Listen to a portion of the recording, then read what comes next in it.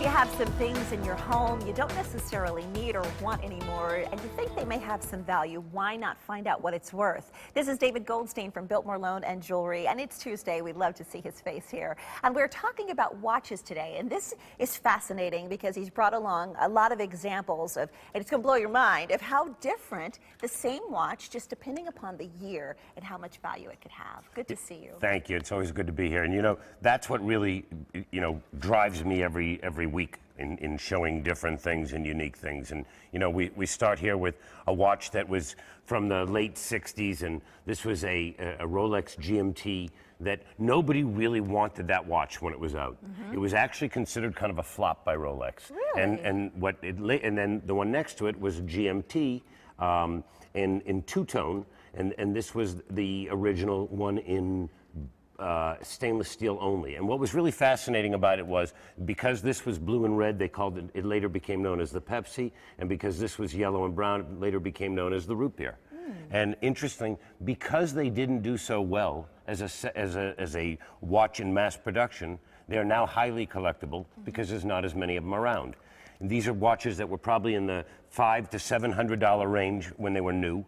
And that the first one is from the 60s, the second one is from the late 70s, and those today can bring between $35,000 and $5,000, even with the dials and the bezels all faded out. Believe it or not, the more faded it is, the more desirable it is. Interesting, and I asked you about that because I mean this looks pretty worn, and you said that's a good thing. Yes. Don't be, The fading really is what because this turned almost a purple color. Right. It became more desirable to the collectors. And so many people probably have watches similar to this sitting in their jewelry box right now, thinking, "Oh, it's worth nothing." It's so often that we see this, and they'll bring it into these different gold stores or even jewelry stores who are not as well versed in the collector market. And that's what Biltmore really does, is we bring that collector knowledge to be able to say to you, here's something that you may not think has a great value, but because of its uniqueness, there is really quite a value. And we're looking at video of your Scottsdale branch, which you do need to make an appointment. Appointments are required. You've just opened a second location in Chandler. We have, thank you very much. And then that you do not need, and there you can see it on the screen. There you don't need an appointment. You can just come in and see one of our experts immediately.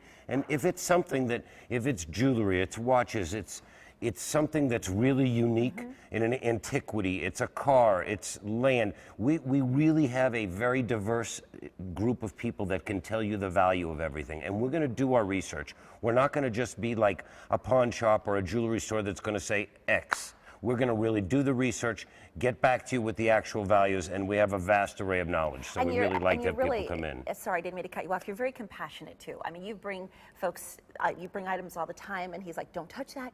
Let's not move that. We have to be very careful." I do have to ask quickly though. This is a Rolex. I know in the next segment you're going to show a Rolex. Does the name?